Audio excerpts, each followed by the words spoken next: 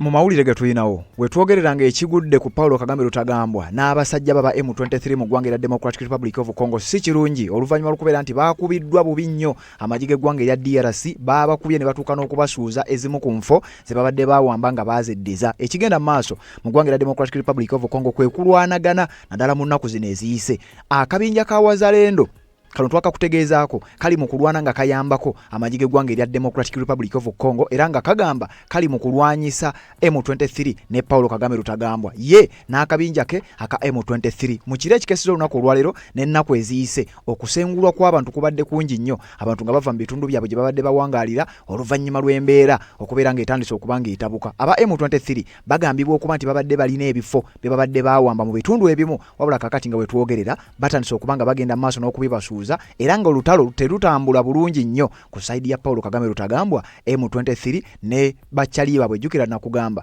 buli woolaba M23 ng'eruuzinga manya Paulo Kagame ne Rwanda baba baruuzinga n'abakulu General Kaguta Museveni ne Uganda nabo baba baruuzinga. Kati ekiri mu ggwanga lya Congo wetwogerera magye ga ggwanga gatandise okuba nga geddiza enfo ezitali zimu mu ggwanga erya Democratic Republic of Congo. Amagye gano gagambibwa okuba nti galwanira wamu n'akabinja kali aka Wazalendo n'obubinja obulala nga bwe nkugambye wamu n'ekye tuyita foreign forces ezimu ku zo ezibadde zisangibwa sayidi eyo nga bali mu kulwanira wamu n'amagye g'eggwanga erya DRC. Batandise okuba nga bafufuggaza batandise okuba nga bakuba enfo ez'abasajja ba M23 basajja ba Kagame era wenjogerera omusajja ebintu tebimutambulira bulungi yadde eddakiika n'emu. Paulo Kagame Rutagambwa ali mu maziga oluvannyuma lw'okuba nti embeera etandise okubeera ng'etabuka. Ngenda kunnyonnyola olutalo luno n'engeri gye luli mugenda maaso n'okuba nga lutambulamu. Engeri gye lutambulamu ebitundu bino Eastern DRC ewali North Kivu ewali South Kivu ewali ne Ituri, ezo provinces ssatu zisangibwa mu Eastern Democratic Republic of Congo era nga zirina ensalosalo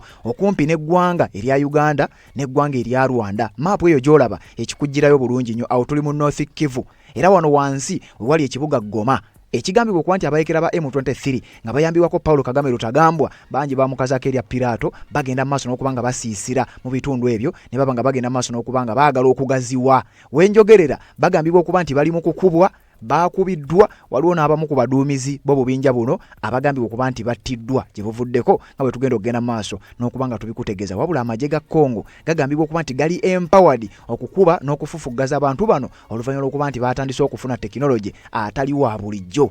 Eggwanga lya Democratic Republic of Congo gavumenti ekulembera Felix Tshisekedi Tshilombo atandise okubanga olutalo alutuula ku nfeete. Paulo Kagame Rutagambwa n'aba M23 wenjogerera nga baatuuse n'okuwalirizibwa okukkiriza wabeerewo enteeseganya ng'embeera etandise okubanga etabuka naye nga kirabika baakukubwa.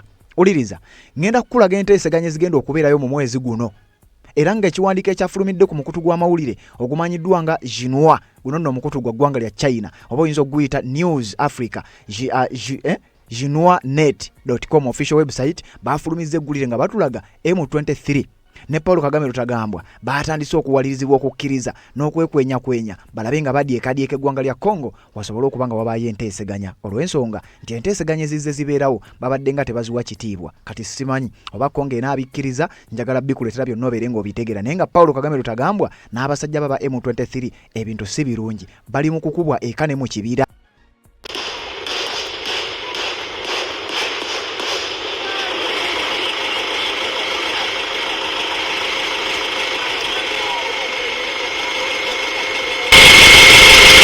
Bino byonna nga bikyagenda mu maaso teweerabira nti walibaddewo enteeseganya ez'emirundi emingi. Waliwo enteeseganya ezaali mu kibuga Nairobi mu ggwanga lya Kenya ezo zaggwa butaka.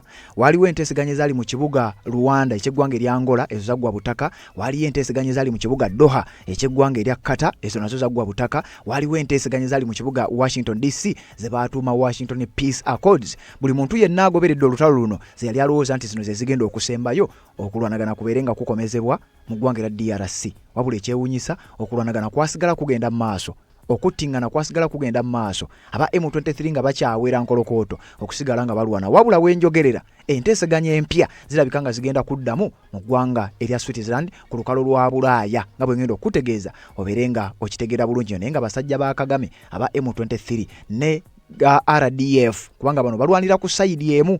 RDF Rwanda Defence Forces jukira akugamba tajja kujja majege mu ggwanga lya Congo.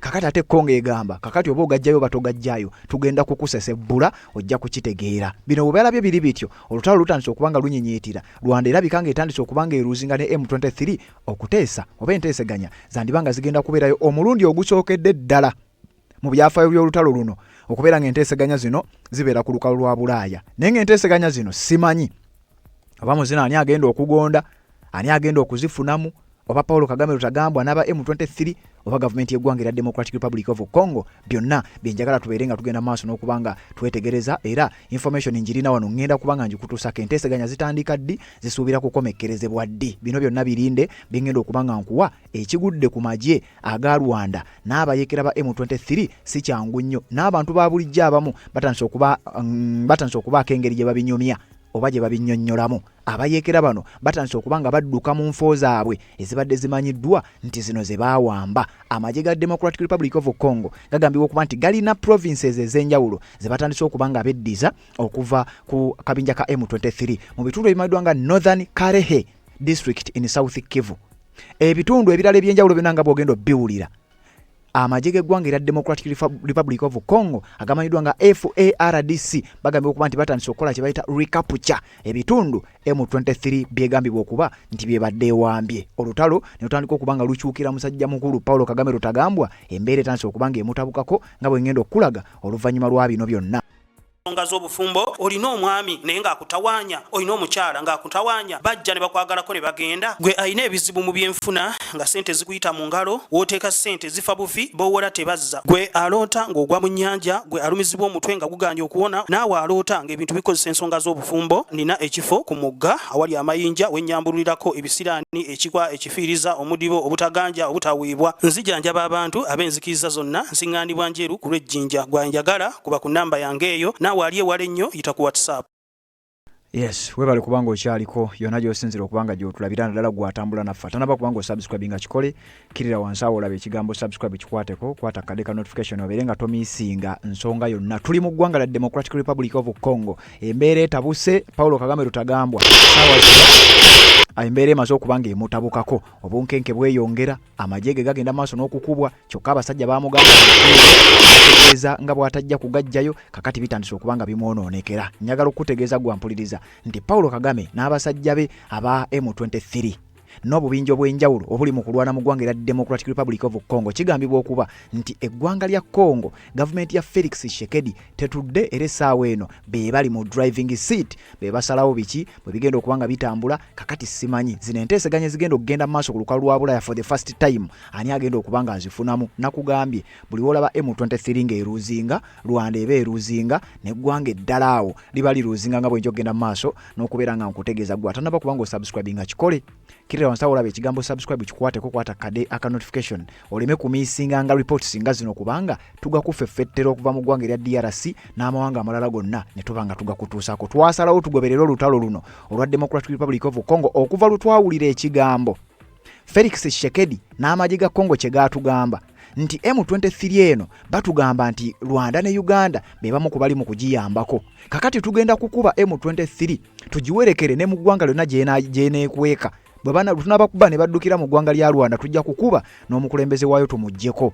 Bwe tunabakuba ne baddukira e Uganda tujja kukuba n'omukulembeze anaaba abakwese tubeere nga tumuggyako. Kakati fano wano tumanya wano waliwo ensonga. Ensonga lwaki twasalawo tubeere nga bino tubikuwa obeere updated. Singa eggwanga lya DRC likolera ekintu ng'ekyo olowooza lwaki togenda mu comment section n'ogenda maaso n'okuteekayo kiki ky'olaba era n'engeri ebintu bino gyogenda maaso n'okubanga obifollowinga. Mu ggwanga erya DRC okulwanagana kukyagenda mu maaso, kyokka ng'enteeseganya ate era zigambibwa okuba nti zigenda kuddamu for the first time ku lukalu lwa Bulaaya. Kakati wulira nga sinaba kubanga ngende walala wonna, njagala kusooka kukuwa wano otegeere bulungi nnyo amagye ga Congo gakoze eki Paulo Kagame Rutagambwa, kiki ekimutuuseeko ekituuse n'okumutunuza ng'embeera eringa etandise okugenda maaso n'okubanga emutabukako. Kakati wulira the Congolese Army FARDC chetumanyinga Armed Forces of the Democratic Republic of Congo recaptured several villages from M23 in the Northern Karehe District in South Kivu. Amagye g'eggwanga erya Congo,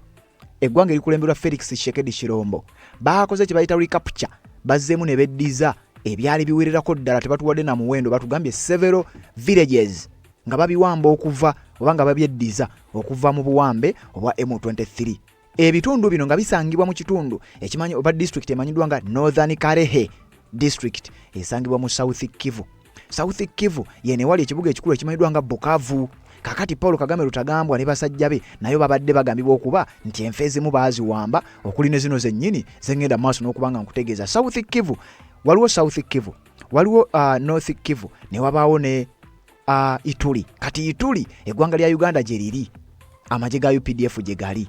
Kakati ate North Kivu ne South Kivu ye wali M23 we basinga okulwanira awo mu kibuga Goma n'ekibuga Bukavu side eri. Kakati wenjogerera byatandise dda okubanga bibatabukako era mu South Kivu mu district eno gye nkugambye emanyiddwa nga Northern Karehe district esangibwa eyo mu South Kivu. Obwalo bwonna bubadde bwawambiddwa ba M23 wetwogerera buli mu mikono gy'amagye ag'eggwanga erya Democratic Republic of Congo, kubanga amagye aga FARDC gakoze ekisoboka ne gabanga gaabweddiza. The FARDC reportedly clashed with M23 and recaptured several villages including Tushunguti in the Ziraro group in Northern Karehe between April 9th and 10th. Uliriza amagye g'eggwanga erya DRC gaakubagana bubi nnyo, bagaakubaganye bubi nnyo wakati w'ennaku z'omwezi nga 9 n'ennaku z'omwezi nga 10 emmundu ebadde yakaasa mmeeme nga tewali kuzikiza, era amagye ga Congo gano ne gasinza akabinja ka M23 amaanyi bwe bato ne babajjako ebitundu ebyo ebimanyiddwa nga ebitundu bino mulimu n'ekitundu ekimanyiddwa nga Tushunguti. Kino kitundu oba ekimu ku byalo aba M23 kye babadde baawamba. Kino kisangibwa mu group emanyiddwa nga Ziraro group, nga bino bisangibwa mu district gye nkugambye Northern Karehe district mu South Kivu. Kati eno bwe twogera ku bino tuba twogera ku bitundu ebiri mu South Kivu ewali ekibuga Bukavu. Eggwanga lya DRC ggwanga ddene, zino provinces nene, ate ngeno gye twogera gy'owulira nkunnyonnyola yewagambibwa okuba nti yewasinga ebyobugagga eby'omu ttaka era eggwanga lya Democratic Republic of Congo. Y'ensonga lwaki eno baprotectingayo okusinga ekintu ekirala kyonna. Tebasobola kukkiriza M23 kutwalayo, tebasobola kukkiriza Kagame na Museveni kutwala provinces zino. Kakati wano bakugambye bakrashinze oba beekubye n'aba M23.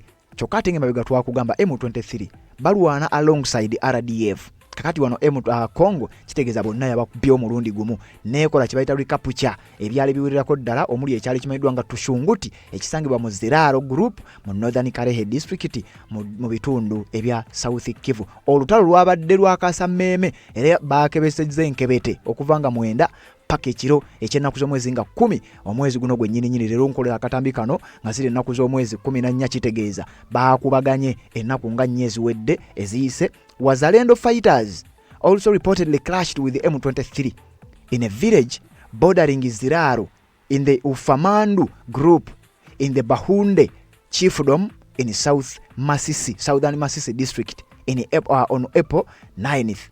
Ennaku zino zonna zibadde ennaku za kaweereegi. Paulo Kagame Rutagambwa n'abasajja baba M23 babadde mu mbeera ya kaseera kazibu. Wulira nga mmaze okulaga amagye ga Congo, jjukira amagye ga Congo galwana alongside n'akabinja ka Wazalendo, kyokka ate n'amagye ga Rwanda galwana alongside n'akabinja ka M23. Kati wano bakugamba nti amagye ga Congo gaakubye ne gabasuuza ebyalo byenkugambye Tushunguti, Ziraro group mu Northern Karehe district. Kakati ate mukadde ke kamu nga n'aba Wazalendo eno bali mu kuyambako magye ga Congo. Wazalendo ke kabinja akali mu ggwanga lya Congo babanga bantu ba bulijjo wabula nga ate balwana kukuuma gavumenti eri mu buyinza, era aba Wazalendo bano balwanya entalo nnyingi nnyo ezisobodde okuyamba eggwanga erya Democratic Republic of Congo. Aba Wazalendo ndoza simanyi linnya lyoyinza kubawa oba oyinza okugamba ye people power ye people power ye Congo. Bano aba Wazalendo naye ate bwenkuwa ekizampe yoyinza obutakitegeera. Aba Wazalendo kabinja k'abalwanyi, era akabinja kano simanyi oba kapangisibwa oba kayimiriddewo ku lwako, wabula ate nga kawagira gavumenti ya Felix Tshisekedi eri mu buyinza. Omuyeekera yenna oba omuntu yenna ayagala okugezaako okulwana gavumenti ya Tshisekedi okugisuula, akabinja kano kafaafaagana naye. Kati eri amagye ga Congo gabadde gali mu kulwanagana ne M23 nga beegasse ne Rwanda ne RDF. Eno nga n'akabinja ka Wazalendo kali mu kukubagana era n'akabinja ka M23 era nga keewaгаsse ne RDF amagye ga Rwanda ne basobola okubasuuza n'ab'ebitundu ebirala. Wuliriza, abawazalendo nga bayambako eggwanga lya DRC nga bayambako amagye ga FARDC. Wuliriza, bawazalendo fighters nabo baakubagana ku kiro ekyennaku z'omwezi nga 9 ne bakwata ekyalo ekirina ensalosalo okumpi n'ekitundu ekimanyiddwa nga Ziraaro. Jjukira Ziraaro kye kitundu kyenkugambye yeringa group gyenkugambye esangibwa eri mu district emanyiddwa nga Northern Kalehe. Kakati ate eri magye ga Congo gawambyeyo ne banywanyi baabo abawazalendo ne bakubagana mu katundu akaddakaawo akamanyiddwa nga Ofamandu group akasangibwa mu chiefdom oba obwakabaka bumanyiddwa nga Bahunde chiefdom mu bitundu bya Southern Masisi district. Kakati bano nabo ne bakakwata akatundu ako oba obwalo obuwererako ddala ne babujja ku bayekera ba M23 ne babanga babweddiza. Kati ate bwe babweddiza babukwasa ku gavumenti y'eggwanga erya DRC. Oba otegedde bulungi, amagye ga Congo gabadde gawamba mu bitundu bya Northern Kalehe district, wazalendo ng'ewamba mu Southern Masisi district, era byonna biri mu South Kivu mu ggwanga la Democratic Republic of Congo. Eno gye njogerako ye wajjudde ebyobugagga eby'omu ttaka ebya buli kika by'omanyi ensi z'abazungu ze byetaaga. Buli muntu yenna by'amanyi nti Congo singa estabilizinga mu region zino kijja kuba kizibu nnyo wano ku lukalu lwa Africa eggwanga lyonna okugiwunyamu okubeerako ng'ey'amaanyi. Abantu ba bulijjo luno balunywanga lutabaalo baategedde kiki ekigenda maaso kye kitegeeza amagye ga Congo kubanga gali mu kwerwanako nga beegasse n'akabinja akawazalendo kakubbe emmundu tekamanyi yadde amagye ga Rwanda obaolyawo n'amagye g'amawanga agamu. Wuliriza, Tushunguti is about 18 miles west of Numbi, a material trading center near the RN2 on a local road. M23 had taken control of Tushunguti and at least 7 other villages after reportedly attacking the FARDC in Ziraaro between 6th and 8th. Uliriza, bino ebitundu ebirala ebyatwaliddwa ebyajjiddwa ku ggwanga ebyajjiddwa ku bayekera ba M23 amagye ga Rwanda nga gakolaganidde wamu n'aba M23 babadde baabyezza dda. Ennaku z'omwezi nga 6, uliriza olutalo luno luli mu kugenda maaso teruzikiza.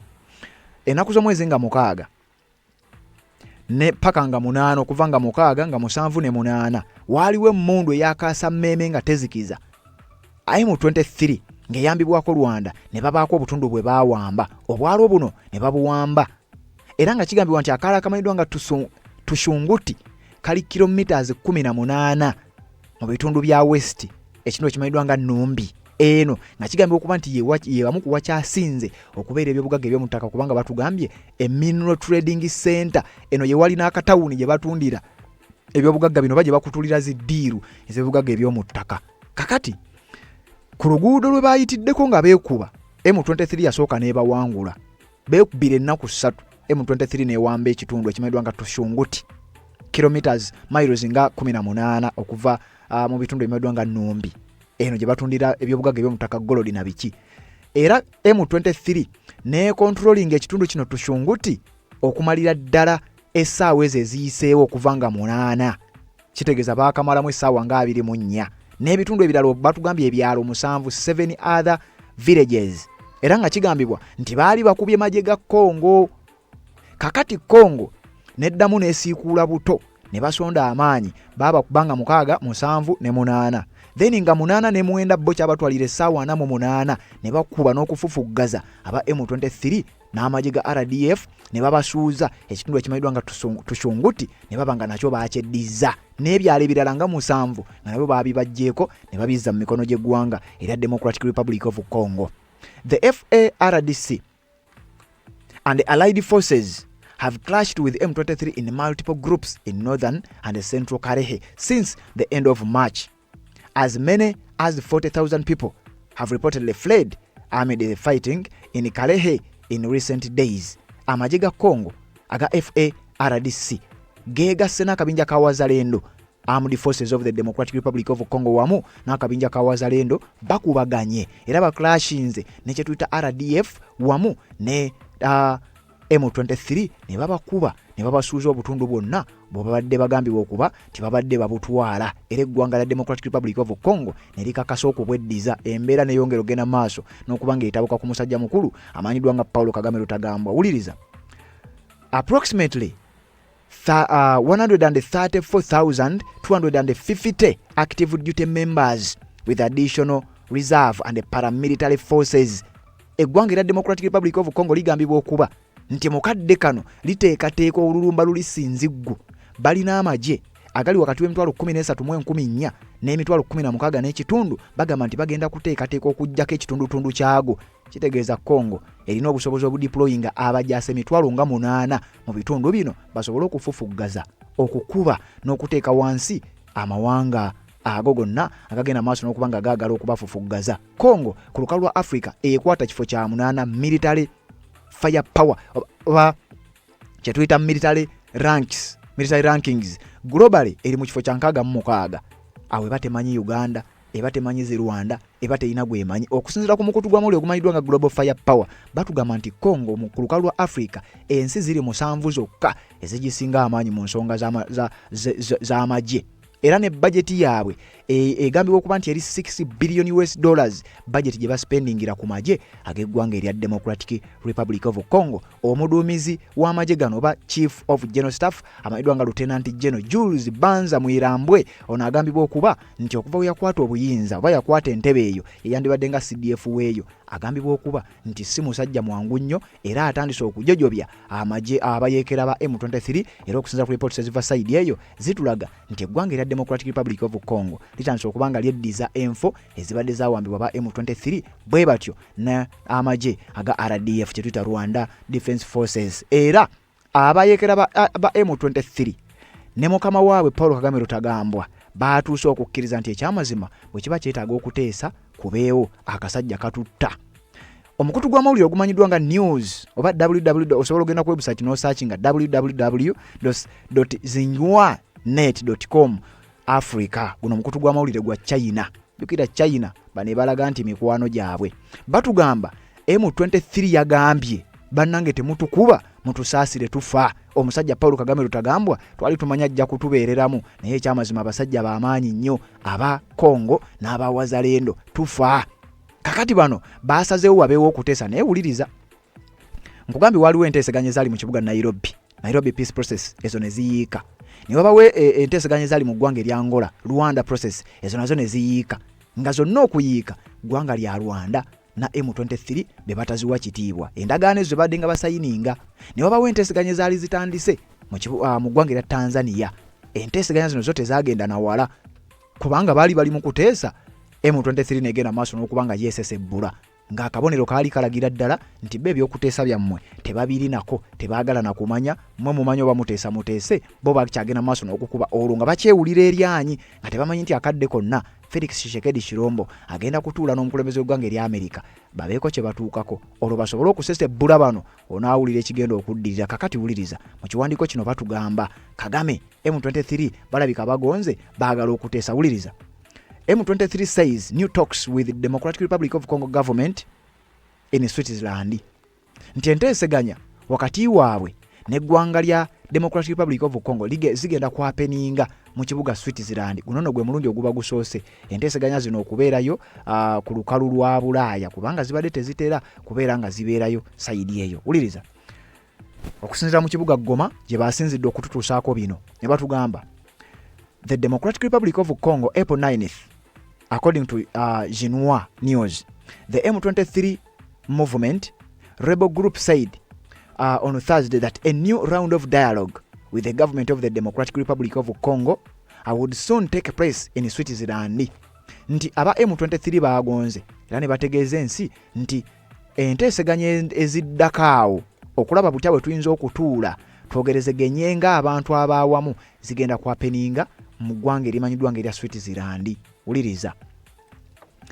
Nga bagamba nti the M23 delegation is en route to Switzerland to take part in a new round of dialogue in a spirit of responsibility and a commitment to a peaceful resolution. The rebel group's spokesperson Lawrence Kanyuka said without providing further details. Omwogezi wa M23 yino omwogezi spokesperson bamwita Lawrence Kanyuka yategeezezza bano abasajja bakkiriza okuteesa nga bamaze kubakuba. Nkugambye bano baakubiddwa bubi nnyo n'ebitundu bye babibatwalako bye babadde bagamba nti baabyeddiza. Wuliriza.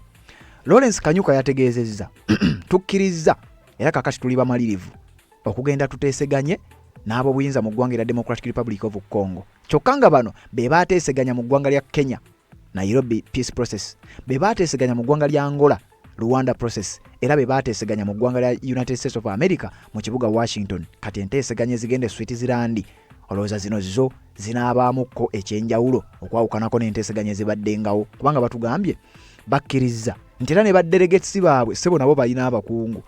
Abayekera ba M23 balina badelegates, balina abakungu. Abakungu ba M23 ene yambibwako eggwanga erya Rwanda bamaze okuba nga batandise okutuuka mu ggwanga erya Switzerland. The M23 delegation is en route to Switzerland. Bali mu lugendo, abamu n'okutuuka batuuse mu ggwanga erya Switzerland okulaba nga bagenda kuteesa enteeseganya zino ogenda kutya. Uliriza, the Democratic Republic of Congo government has yet to comment on the announcement. Kakati wano wakulaga nti eggwanga erya Democratic Republic of Congo bo tebabaliiko, oba mwagala okuteesa mujje tuteese, oba temwagala kuteesa tugenda kuba. Kakati aba M23 balangiridde enteeseganya nti zigenda kubaayo. Kakati wano gavumenti ya Congo ye tennabaako kyeyogera, era egamba yo tennaba kubaako statement yonna gyefulumya ku nteeseganya zino, oba zinaabaayo oba teziibeeyo, oba muteesa oba temuteesa. Felix Tshisekedi Chilomba akagamba yajja kuba wekinaba kyekyetaagisa. According to diplomatic sources contacted by Xinhua, a series of meetings is scheduled in Switzerland next week between the Democratic Republic of Congo government and the rebel group. These upcoming talks are seen as continuation of the Doha process, maintaining the same negotiation framework. Uliriza, okusinziira ku mukutu guno gw'amawulire nga gugamba nti baagudde mu lukwe ne bakimanya nti enteeseganya entonotono zibadde nga zituula. Aba M23 babadde nga bateesa. Era mbu enteeseganya zino zibatutte bino n'ebintu bya njawulo. Enteeseganya ezaali e Kenya, e Nairobi, za njawulo ku nteeseganya ezaali e Rwanda. Era za njawulo ku nteeseganya ezaali mu kibuga Washington. Ziri zigasa Amerika yokka ndowooza ne Congo oba. Kakati enteeseganya ezaali e Doha mu kibuga ekisangibwa mu Qatar, zino ye process gye baagala okugoberera, era wano bali mu ku-expandinga enteeseganya z'e Qatar ze batutte mu ggwanga lya Switzerland. Era kigambibwa okuba nti bano bagenda kugenda maaso nekye bayita Doha process gye bagenda okumaintaininga ne framework gye baali bateesezaamu bwetyo bwegenda okuba nga etambula. Tuli mu ggwanga lya Congo. Since March 2025, Qatar has played a mediating role in the crisis in the Eastern Democratic Republic of Congo, hosting several rounds of talks between the Democratic Republic of Congo government and the M23. Kyokka we boogera ku ekyo, oli abakugambye nti Qatar ebadde nga ezannya omulimu gw'okubeera mediator, era nga mediating enteeseganya ez'enjawulo wakati w'aba M23 n'aba Democratic Republic of Congo. Kakati mu kifaananyi kye tuyinawo mu nteeseganya tulaba mukulembeze wa Congo na wa Rwanda. Ono babanga abatugamba nti sayidi emu ye Congo, sayidi endala ye M23. Awo baba wakyaliwo okwegaana.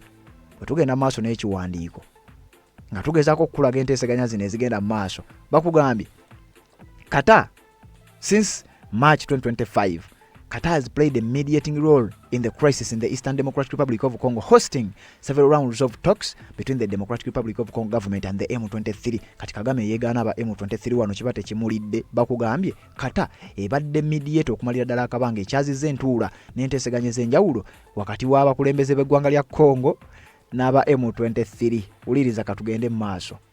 According to the local media, the Democratic Republic of Congo Foreign Minister Therese Kayihwamba Wagner told diplomats accredited to the country in March that the Doha peace process is currently in a state of paralysis, attributing the dreadlock to broader geopolitical developments and rapidly deteriorating regional security environment. Meanwhile, tensions on the ground remaining high. In recent days, clashes have persisted across some parts of North Kivu and South Kivu provinces, with both sides accusing each other of violating ceasefire comments. Jukira, waliwo ceasefire agreements ezibadde zaakolebwa ezasayiningibwa. Twalaba endagaano ze baasayininga mu ggwanga erya Amerika, ezo ze zisinza okuleetera Kagame ebizibu nezimuviiriddeko n'okukubwa sanctions amajeege. Ne bwe twogerera mu ggwanga lya Amerika tebakyasobola kulinnyayo olw'envumbo ze baabateekako. Kati minisita w'ensonga z'ebweru w'eggwanga lya Congo amanyiddwa nga Therese Kayihwamba Wagner yavuddeyo n'ayogera ku nteeseganya zino. Nagaani wankubadde zikyagenda mu maaso ate okulwanagana tekuyimirira. Amagye g'eggwanga erya Rwanda gakyali mu ggwanga lya Congo. Jjukira ne Kagame yavaayo n'akutegeeza nti ye tali wiringi kujja majeege mu ggwanga lya Democratic Republic of Congo. Ate nga ne wetwogerera Felix Tshisekedi Shilombo amaanyi g'alina gakulagira ddira nti naye oba oteesa oba toteesa bw'oba oyagala kukuba ajja kukuba. Felix Tshisekedi ye point gy'ayimiriddeko. Bw'oba oyagala okuteesa bw'oba toyagala kuteesa nja kukuba. Kakati wuliriza. The Congolese Army FARDC recaptured the strategic village of Tushunguti and several other localities in northern Karehe territory, South Kivu, during intense clashes with the M23 rebels between 9th and 10th. Banaba M23 okuwamba kwabatwalira essaawa 72 kyokka ate amagye ga Congo nga bayambiwako Wazalendo bo kwabatwalidde essaawa nga 48 zokka. Kigambibwa okuba nti abantu abakunukkiriza mu mitwalo 4 be bakabeera displaced, abajjiddwa mu bitundu byabwe ne baba nga basindiikiriziddwa okubeera nga beeyongerayo. Uliriza. The FARDC, the Congo Army, and the allied forces reportedly attacked and clashed with the M23 near Nyabiyondo town in Masisi district in North Kivu.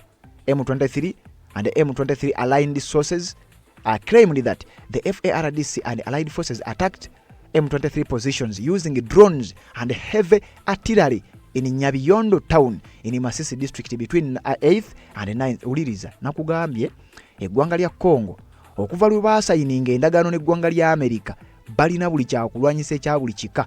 Wano aba M23 bennyini be bakkiriza era be baayogedde ebigambo bino nti Congo amagye gaayo nga gayambibwako abawazalendo nti mu kukuba era mu kufufuggaza aba M23 n'amagye ga RDF baakozesezza drones ne bagenda maaso n'okukuba ebitundu ekimanyiddwa nga Nyabiyondo town esangibwa mu Masisi district mu North Kivu. M23 ne sources ez'enjawulo zigamba nti bano abasajja ba Congo balina zi drones ze batategeera bazijjawa.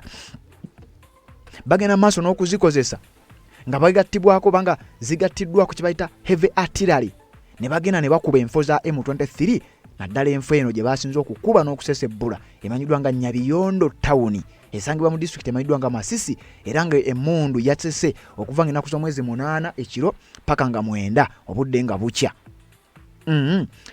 Actualite reported that the two sides clashed in 2 villages near Nyabiyondo, including Mahanga, about 10 miles southwest of Nyabiyondo, on the RP 529 on April 10th. Nti okusinziira ku mukutu ogumanyiddwa nga Actualite gwa reportinze ne gutegeeza nti bano ababiri baakubaganye nnyo era baakubidde ku byalo ebiri awo kumpimpi ebyalo bingi byonna byafeesinze akaseera akazibu kubanga baakubaganiddewo nnyo.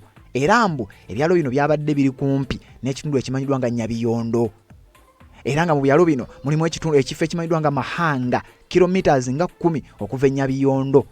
RP 529 ennaku z'omwezi nga 10 mu kiro ekyo emmundu yasesebbuka paka nga ba M23 bakubiddwa ne bawaayo ebifo byali biwambiddwa. The Congolese media outlet Kivu Morning Post reported that fighting also took place near Chinyumba village, which is about 3 miles north of Nyabiyondo.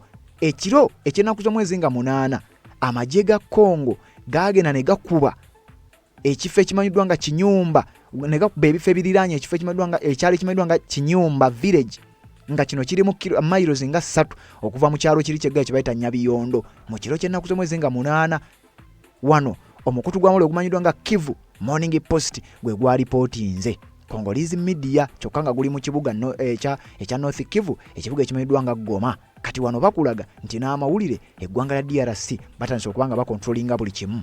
Wazalendo fighters had previously clashed with M23 near Nyabiyondo in 2 villages near Lukweti, about 11 miles north of Nyabiyondo on April 5th. Ennaku z'omwezi nga 5 mu kiro abawazalendo nabo bagenda ne bakuba ebyalo ebiriraanye awo ebiriraanye Nyabiyondo ekitundu ekimanyiddwa nga Lukweti, kilometers nga 11 okuva mu kitundu ekimanyiddwa nga Nyabiyondo. Bano bonna bali mu kukuba bakuba ba M23, bakuba aba RDF Rwanda Defence Forces M23 ng'erwanira wamu ne RDF bali mu kukubwa bubi nnyo era Paulo Kagame Rutagambwa ebintu tebimutambulira bulungi nnyo nga bwe ndi mugenda maaso n'okuba nga mbikulagano bikutegeeza. Uliriza. The Doha talks are set to resume in Switzerland next week.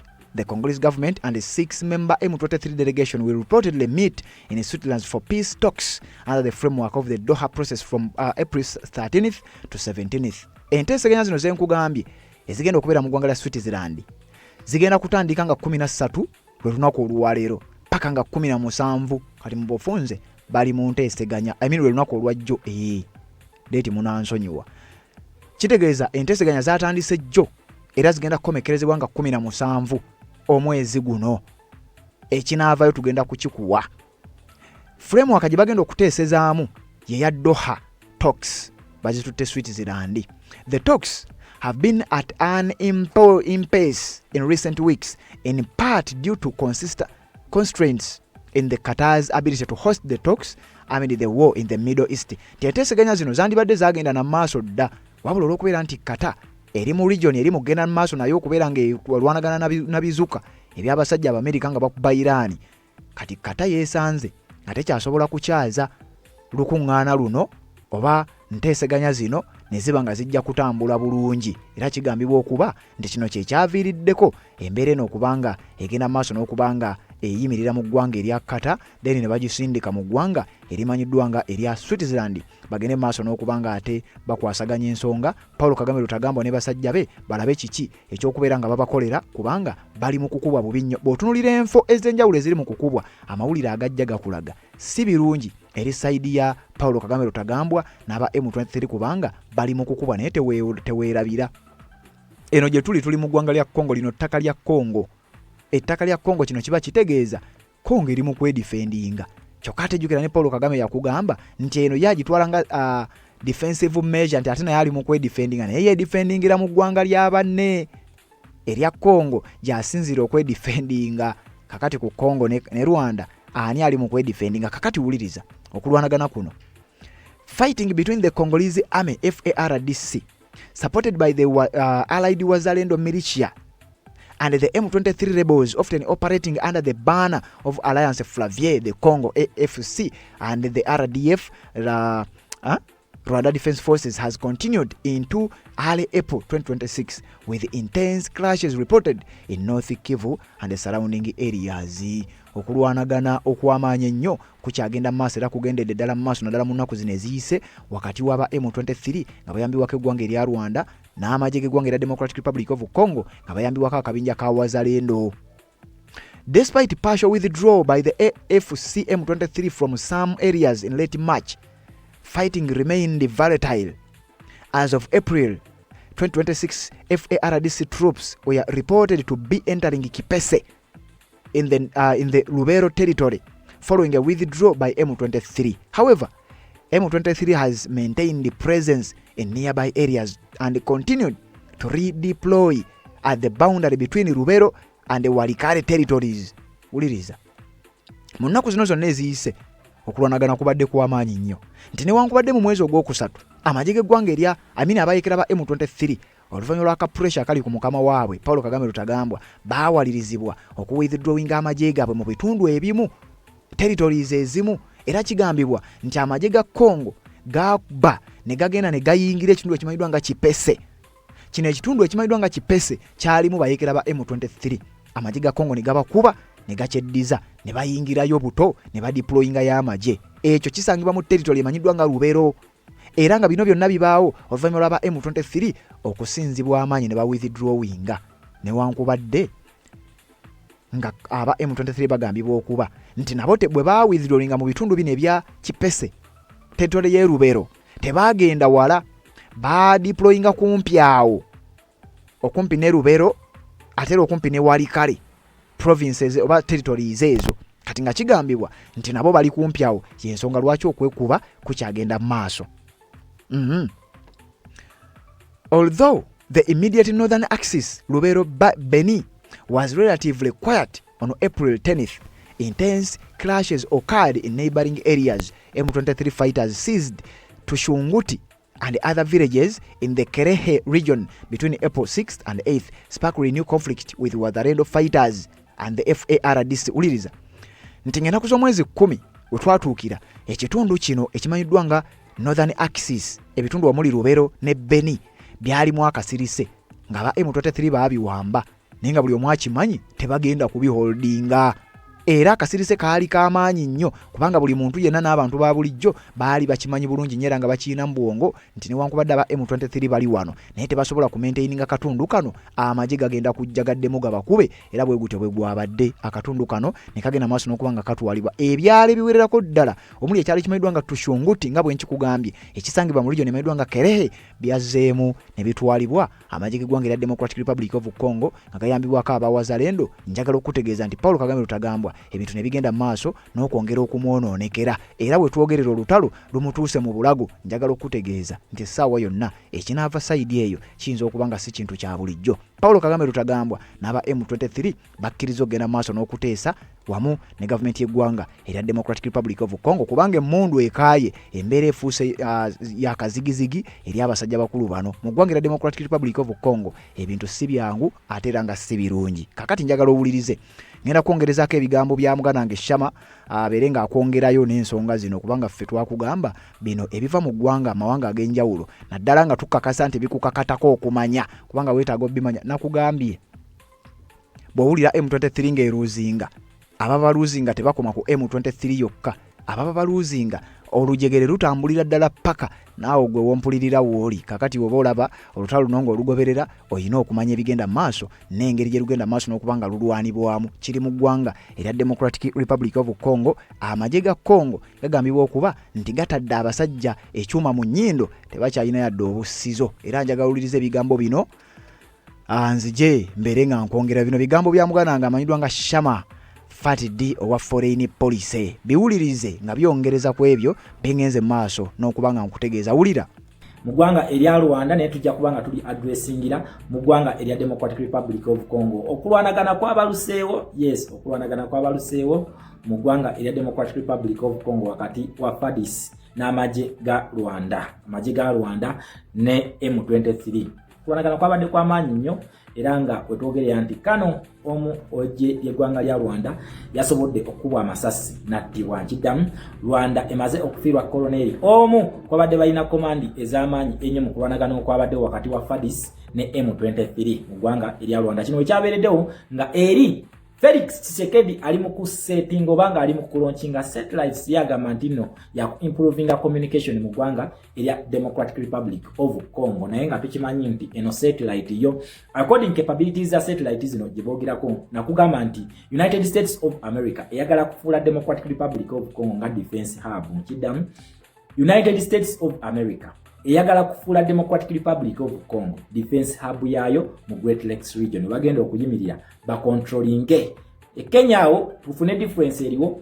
Kenya waliwo NATO bases. Kiddamu, Kenya waliwo NATO bases. Kitegeeza nti eyo hub ya NATO Kenya. Njagala kutegeera ekintu kino bulungi nnyo, saaga tubeere confused. Manyi nakugamba wano njagala nkutwala mpola mu bintu bino paka wetunakola ki, wetunakubuka ensonga eno. Kenya waliwo ekintu kye tuyita NATO bases. Okitegera, Kenya is a non-US NATO ally. Lwaki bagamba non-US NATO ally? Nti Kenya eno erina alliance ne NATO, wabula ate US teri mu NATO, wabula bayina binding agreement ebagatta nti senga olumba omu ku member wa NATO ne United States of America ejja kukola ki, ejja kulumba. Kati ovola mugundi ye Kenya naye bagikola ki, bagiteekako. Naye nga Kenya is not as in sigundi wa US wabula alaiwani wa NATO. So Kenya we ekintu ekiro bagiyita NATO hub oba NATO base ezikyasinze kati mu East Africa n'endoozera nabo bagamba nti ejja kuba command center okusobola commandinga Great Lakes region as NATO, kubanga NATO eno nayo kyobumanya nti nayo erinawo interest zayo. Tuba twogera ku NATO mostly tujja kwogera ku nsi European countries nga ne Bungereza kwe tukola ki, kwe tugitwalidde, and Bungereza tugimanyi nti these are our colonial masters. Okitegeera nga naye mwe tukoze eki, nga naye mwe tugitwalidde. So awo tubanga twogera ku NATO. So eyo endagaano eriwo ne base eri mu ggwanga lya Kenya ya NATO si ya US. Wabula Congo, United States of America eyagala kukola kintu kye bayita defense hub. Nti eno bagenda jigiranga mu Africa ne mu Great Lakes region yekyasinzizza defense ey'amaanyi n'ebyokulwanyisa eby'amaanyi kubanga baagala okuteeka base yaabwe Kongo eno lwaki baagala nnyo bagitunulidde nnyo watutunulira nnyo mineral wealth ndowooza era n'ekirala ekintu ekigenda okubanga kigigira Kongo eno ekigifevalinga ennyo y'endagaano ya mineral deal gye baakola nti United States of America erina 50% mu byobugagga bya Democratic Republic of Congo kakati eno endagaano eno ereeta Kongo eno okuba nti nno egenda kutufutubbalako yes egenda kutufutubbalako nnyo kubanga yo otunulye endagaano yaabwe efevalinga nnyo United States of America n'okwongera security mu ggwanga Democratic Republic of Congo kakati onako wewe babanga bagamba nti gye bafudde hub kino kibi nnyo eri ggwanga lya Rwanda n'amagye gaayo yes Rwanda eno simanyi ba Paul Kagame ono ayagala kumazaawo balwanyi be alika ayagala RDF eno kusooka kugimalawo deni alyoka gye amagye ategere nti abasajja bano ekintu kye bali kubakolaki bakitegeeza kubanga kati weebuuze ono kano yattiddwa ku lwaki yattiddwa lwaki ono bamugase ku Sultana Makenga ne bamugatta ne kwani ne ku ono gayi yani yali omwogezi waabwe tujja kubanga tumujjukira okitegera babagasseeko kati already nti ono yakafiirwa batopu be abawera abafiirirwa mu luno olutalo lwaki nti tagenda kumalako na luno olutalo tajja kumalako kati eno satellite ono omusajja gyalonkinze bagamba nti eraba Congo yonna n'egimalayo eraba Rwanda yonna n'egimalayo eraba Kenya yonna n'egimalayo eraba Tanzania n'egimalayo eraba ne Uganda n'egimalayo teraba mu radius ya Congo yokka eraba ensi ezigyetoolodde radius ze boogerako ono yagamba nti yagala ku improving communication naye oba ogamba ku improving communication you cannot launch such a satellite okitegeera ekintu ekyo you cannot launch such a satellite ng'ogamba nti no gwe just bya communication byokka ono Omumerika ate yali emabega g'ebyo ebintu nkiddamu Kongo si yali emabega g'ebyo ebintu America yali emabega g'ebyo ebintu ebiri mu kukolebwa olunaku lwa Felix Tshisekedi kubanga nakugamba nti ono ku luno azze bonna bazze in fact si yeyekka naye ye tumwogerako nnyo kubanga ki yakulembedde olutalo luno okitegeera olutabaalo yalukulembedde nti olutabaalo luno baagala kukuba ddoola so tujja gamba nti naakoze eki nti azze kubanga ali ku front line nti yalina okumalawo akabinja kaaki ka BRICS nakugaa nti olutalo luno luli mostly about BRICS it is an economic battle era mu luno olutalo tujja kubanga twogera nnyo ku America mu luno olutalo ne generations to come naye nga tugenda kubanga tu front lininga nnyo akabinja ka BRICS okitegeera ekintu ekyo so America yo ezze ku luno olutalo ate nga ku luno ezze kusimba base kubanga abantu bano baagayalamuko yes baagayalamuko basooka ne bafuna sente nnyingi nnyo ne bagayala kino ne kyetera China okudominatinga Africa yekozesa loan system ez'ekifere zebadde kolaki zebadde twakuba China eno tukkirize tugane ebadde kyasinze yesinze okolaki okuza amawanga ga Africa ganene mabega ngekozesa loan system eyayo nti loan scheme eno ebagikuwa ate China eyagala yo yennyini ebebeera muki yeba egenda okuzimba yegenda okutekinga contracts which leads to repatriation sente ezandibadde nesigala mu economy zo zigenda muki bazi repatriating ne bazizaayo wawe of which obeera tofunamu gwe ngaki nga gwe munansi sente bazizizaayo ate ogenda kusasula amabanja wabula sente zino senga waziteeka mu circulation ya economy yo kisobola okuyambako okukolaki okudefendinga n'okuwona amabanja kyobula bazimba half-baked roads olwokubanga ne bano baagala okukolaki okufisa akasente ke baawula nga China ezaayo akaki akasente kawe kebabeera batuwoze so America yagireyingamu nnyo nereka China eno neyeetaaya mawanga nga Zimbabwe ewala netandika n'okujemesa abantu bangi nnyo ne baagala n'okutuuka okuva mu Commonwealth Agreement okugivaamu okitegeera obwiki obeeroza Bungereza waki mu kyalo okitegeera kati America kyeyakola ne Bungereza ne bagamba nedda kakati yesawa tukoleki today and we are here to stay yes tebaze just kubeera obubeezi nti no bajje bamalirize kino olunamalizo otawula dollarization yagende they are here to stay nkiddamu they have come to stay nabyo nabyo nayo bakola bikulaga nti bazze kusigala wano eno tunulya nti companies nyingi bali mu zizimba eza America nga bazimba mu Democratic Republic of Congo otunulya security wise engeri gye bali mu kudeployingamu otunulya eno Africom n'ogitunulya mu ggwanga lya Liberia olabira ddala nti they have come to counter attack oba they have come to counter Russian influence ne Chinese influence gye badde funye ki okulukalu lw'omuddugavu ne Great Lakes region okutwaliza wamu okitegeera ekintu ekyo so akanyolagana akabaddewo kugambye kano ono yalukoze eki yalugendeddemu naye nga kyabaddewo mu kusaa yakulonkinga satellite eno etadde abantu bano ku bonkenke yes Felix Tshisekedi satellite gye yalonkinze etadde abantu bano ku bonkenke nkugambye nti Omumerika agikozesa kulaba bebuzabuza ebyo balimbalimba ate kino ekintu kino kyekiwikeninze nnyo ne Congo nti olunaku olwaleero Rwanda olunaku olwaleero Rwanda ekintu kyonna kyekola babeera bakiraba okitegera babeera bakiraba pulaani zaabwe kyokulaba bakwata nga bali mu meeting ne bakuba mu drone nga bali mu meeting kitegeeza ki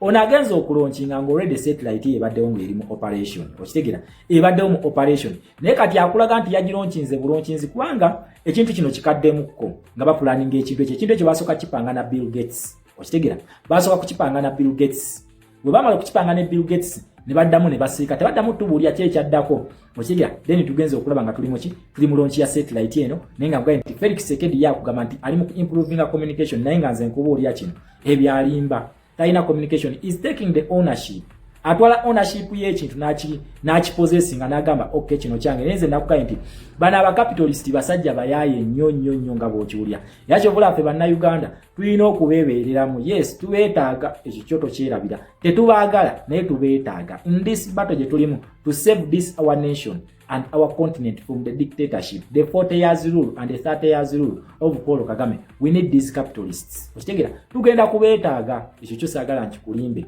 okitegera newe tunamala fe ekintu kye tulina okulwaniranga ffe bannansi kwe kulaba nti no tukolaki tugenda ku bargaining table nabo nga tebakyatulagira nga bwe balagira bano bagamba ku katono nti gwe gundi tugenda kukola kino gwoba oganya okukola kino tugenda kukola kino okitegera eyo endagiro eyo ffe gye tulina okulwanyisa naye nakugamba nti mubanga mugenda kupanga lutalo musimanyi mulwanyisa abazungu bano simanyi tubejje mu bukulembeze bwabwe awo mwerimba nzolo lutalo lwosi lulimu kubanga tetusobola kuwangula lutalo lwo tetumanyi ngeri kiki balushepingamu tetumanyi ndagano bajjajja ffeze bawandiika okitegeera ekintu ekyo kyobolaba tuyita mu democracy na human rights which is a colonial administration system teno system yaabwe togenda kugira ngo togenda kugigiryamu nti ogirwaniremu kubanga eno system si yaffe senga system eno yali yaffe kyandisobodde okukola ki okutumazaako ne tugamba nti okay katugenda balwanyisa tukole kitwani naye olwedde tuli mu system yaabwe ate mwe tugenda balwanyisiza ekyo tekisoboka nze nakugamba I'll tell you the impossibilities I mean the possibilities and also tell you the impossibilities ebisoboka n'ebitasoboka so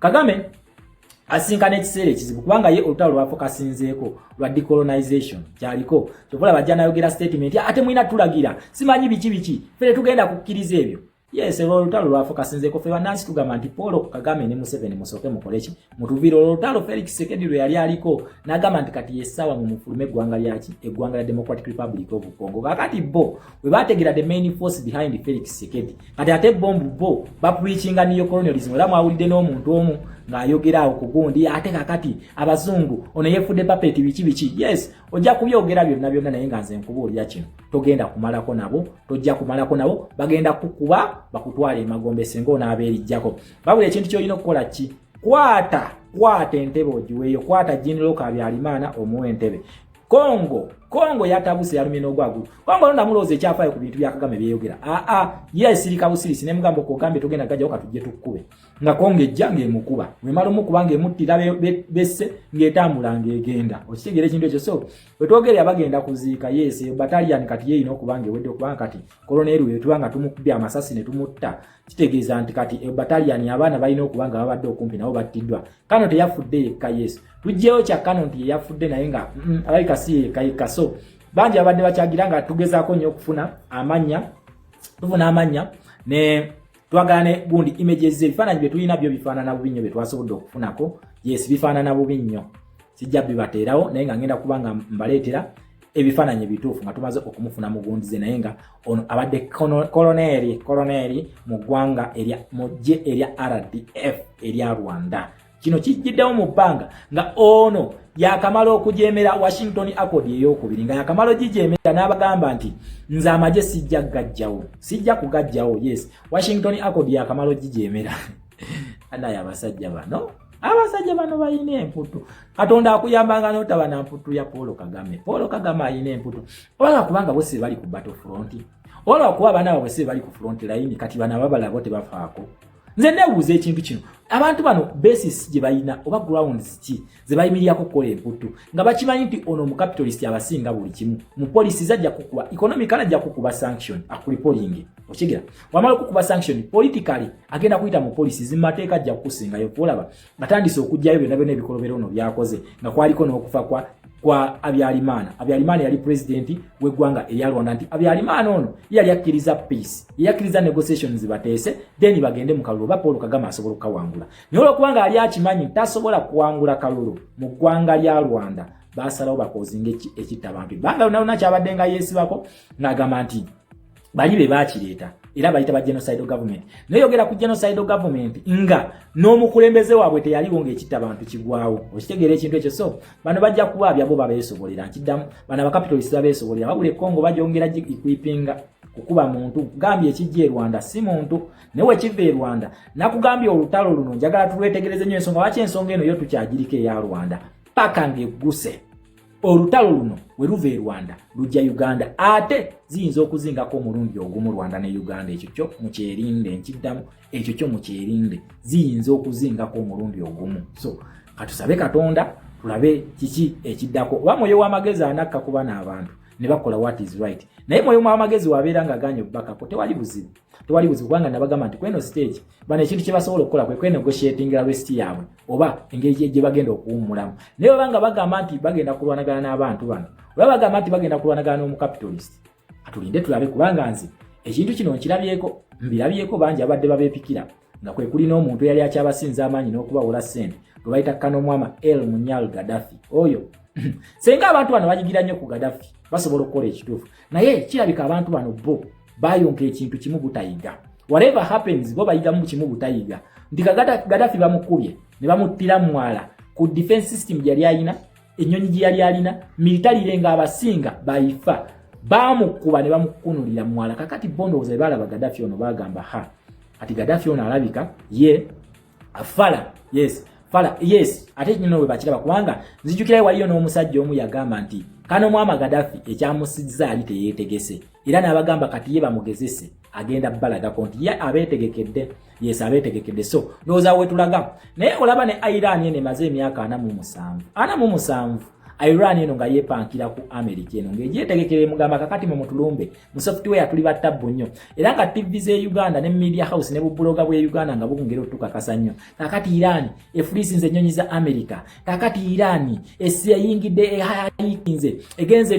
ne hackinga computer system za America wetwogerera ejeka amasanyalaze mu bitundu bwe biti wabula bu TV bwe Uganda eyo ne bu analyst bufere bwatufereranga ku ekyo kakati leero oli super power ajja n'akukuba mu wiiki emu n'akwata amajego gonna n'agasinkinga ku nnyanja wansi gye gali gye bawugira ate n'akugamba nti kale bakomanda abamalini bali ku nnyanja eyo wansi bawuga kati omuntu awugira atya wansi ddala n'amalayo emyezi n'emyezi okitegera n'awugira eyo n'abaga kakati wetwogerera amaato gano galayika gafuuka ga submarine eryato nga baalikola ne lisigalako nga lirina kubeera ku ngulu naye olinajja nakakasa nti eryato lino Donald Trump naawe otulimba mu Bulandi najja nakakasa mu kamera n'akugamba eryato liri wansi eyo gye litambulira gye liseiringira naye nga si submarine tukimanyi nti eryato lisobola okubeera wansi eyo ye submarine naye n'akugambye eryato liri wansi ne bamalinizi baabwe bakola ki bawugireyo wansi n'akugamba nti eno ensi terina baliida terina bakulembeze wadde okitegera naye ng'ate abakulembeze bano be baakola ki be bagyepankirangako kati yo America najja n'akugamba nti eno ensi yo gye mulaba tekyalina bakulembeze wadde abakulembeze bonna twabatta okitegeera twabatta ate ng'ali so proud okitegeera ekintu ekyo so wabeera so proud n'ekyo ekintu kati gwe oba ogenda kuzzaako ki ddala so nze bannayuganda ekintu kye mbasaba ekintu kimu tembagamba nti amwongere okunywera ebintu bigenda kuggwa ebintu bigenda kutambula nga wetubibala nkiddamu eno revolution etambula nga wetubala wabula towerabira okusubscribe nga n'oteekako notification ogende osubscribingako ne ku channel yaffe gye bayita The Roots Media naye osobola ogenda n'osubscribingako ku The Roots Media ne tuba nga tukola ki nga tufuna ensonga zino nga wezikola ki nga wezitambula kubanga nakugambye nti you never know what is going to happen anytime kweno channel oba ku channels endala zonna so tugende tusubscribinge ku The Roots Media tubeere nga tutambuza revolution mu ngeri ya rubber style kubanga ki nakugambye tugenda kutuuka mu Uganda oba baagala oba tebaagala come rain come sunshine tugenda mu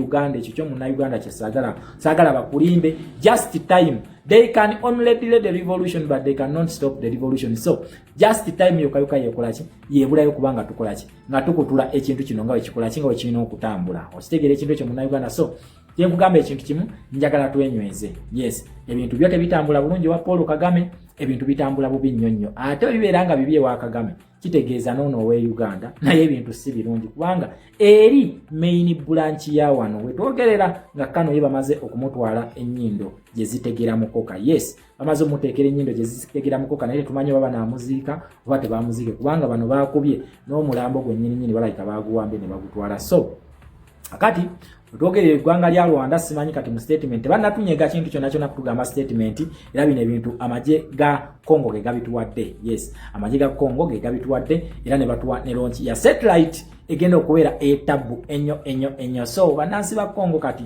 after the 30 years of suffering under M23 the influence of Paul Kagame and his brother essaawa eno balabikanga bo batuuse ku lyengedde naye nga tubagaliza birungi byokka bannansi ba Congo nti a free Congo is a free Uganda kubanga bakugamba an injustice anywhere is a threat to justice everywhere. Tikakati bano bayinza okubanga banyigiriza ggwanga ya Democratic Republic of Congo olwokubanga they have their selfish greed, their personal interest ez'obubbi. Kakati senga naffe tunagamba nti bannansi ba Congo be bakyamu then kitegeeza nti naffe this injustice is going to be acted or mounted against us. Fija tulina okukola by standing up for the right and we say Congo must be free from Rwanda. Rwanda is not Congo. Okitegera? So Banyarwanda si Congo. Rwanda weri so mubereke wammwe. Kidamu mubereke wammwe then we tunamala okutereza tugenda kubanga tukola ekintu kituyita trade. So their threat is nti tebalina bya bugagga. Tebalina ke kasaka kyasinze obutono tekalina bya bugagga tekalina kati awali obuzibu kyokola abo baagala nnyo okutinkula entalo buli wamu baagala kutinkula ntalo such that they can survive naye ebiseera bya survival bye byaweddeko dda nkiddamu eno Uganda kati weeri tetukyali mu bya survival Uganda kati weeri tugenda mu total liberation whereby the superior majorities are going to take the lead. I repeat, superior majorities are going to take the lead of this our continent. Watali ekyo ebyo sagala mwerimbe inti you are standing a chance. The thing is you are standing no chance. Temucha ina uka chance wadde naka kakufuga Uganda, Rwanda ne Great Lakes region as you have been planning. Ndi it is just a matter of time. You can delay but you cannot stop. Ichi ekigenda okubataasa kwe kukwata ne muta ensi zino mu mirembe kyokka kye kigenda okubataasa naye mbanga mwagala force the capitalists are going to force you out of power. Ekyo kyo kibakakasa just the time and watch the space time yokka. If you want to get it the hard way you are going to get it the hard way. Ngo wa Iran wali mu kukifuna kati essaawa eno kamune iwe twogerera tabaddeewo ko kulaba munange ku maato ga America nga gabbira tabaddeewo kati namwe ekibawagawaga temujja kubeerawo ko kulaba ku lunaku olwo nga gavumenti zammwe zikola ki ng'abaana bamwe bali mu kkaaba nga bali mu makomera ge musibamu bannansi. Yes, ng'abaana bamwe baliwo kansuubire nti olunaku olwo munaabeerawo kukola ki okulaba wabula one word is enough for the wise. Do the right thing when you still have time. Naye munaaba nga mwagala kukola nga you want to be forced, it is okay and fine for God and my country Uganda. So mu ggwanga erya